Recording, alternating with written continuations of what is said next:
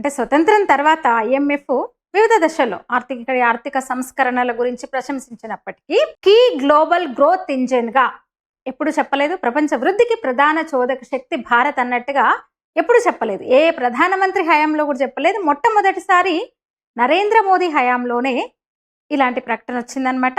ఇంతకు ఐఎంఎఫ్ ఎండి, IMF managing director క్రిస్టలినా Georgieva ఇంకా ఏమంది?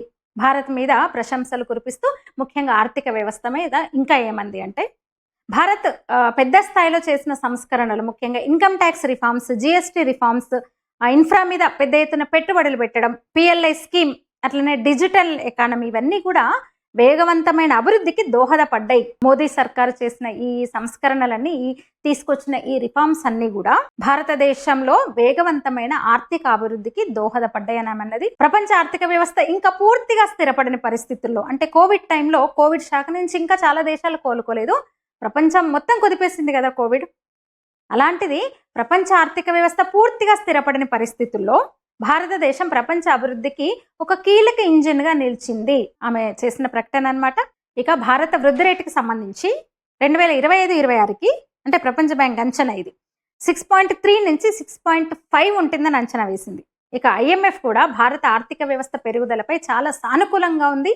ఈ ఏడాది కూడా ప్రపంచంలో అత్యధిక వేగంగా అభివృద్ధి చెందుతున్న ఆర్థిక వ్యవస్థగా భారత్ నిలుస్తుందని చెప్పింది. అయితే ఐఎంఎఫ్ కూడా భారీగానే అంచనా వేసింది, పెద్దగానే అంచనా వేసింది. ఏంటంటే 6.4 నుంచి 6.6కి వృద్ధి రేటు నమోదు చేస్తుందని అంచనా వేసింది. అయితే 2025 ఏప్రిల్-జూన్ త్రైమాసికంలో భారత ఆర్థిక వృద్ధి 7.8%గా తేలింది. అంటే అంచనాకు మించి మొదట్లో అంచనా వేసిన దానికన్నా ఎక్కువ అనమాట. అదే విషయాన్ని ఐఎంఎఫ్ తాజాగా స్పష్టం చేసింది. అంటే అమెరికా టారిఫ్ ఆంక్షలు ఉన్నా, ప్రపంచ ఆర్థిక వ్యవస్థలో ఒడిదుడుగులు ఉన్నా కూడా భారత ఆర్థిక వ్యవస్థ ఒత్తిడికి గురి కాకుండా ఉంది అని. 24-25కి ప్రపంచ ఆర్థిక వృద్ధి రేటు అంచనాలు 3.2 మాత్రమే ఓవరాల్ గా ప్రపంచ ఆర్థిక వృద్ధి రేటు. అదే సమయంలో భారత వృద్ధి రేటు 6.6.